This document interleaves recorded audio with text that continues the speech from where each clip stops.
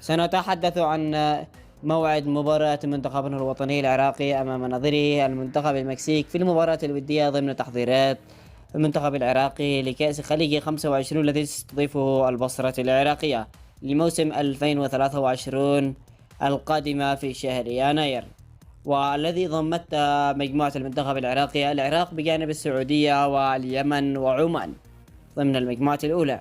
فضلا وليس أمرا، قبل أن نبدأ بتفاصيل هذا الفيديو لا تنسونا من الإعجاب بالفيديو. إذا كنت زائر جديد على القناة بتمنى تشترك وتفعل جرس الإشعارات ليصلك أخبار العراق أولا بأول ولكي نختص بها.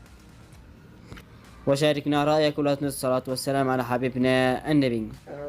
وتوقيت عرض مباراة العراق أمام المكسيك التي ستقام في العراق لرفع الحظر على الملاعب العراقية، وتوقيت العرض 2022 شهر 11 وهو شهر تشرين الثاني، وستقام المباراة في يوم 9 من تشرين الثاني، وستقام المباراة على ملعب مونفيلا في اسبانيا وليس في العراق.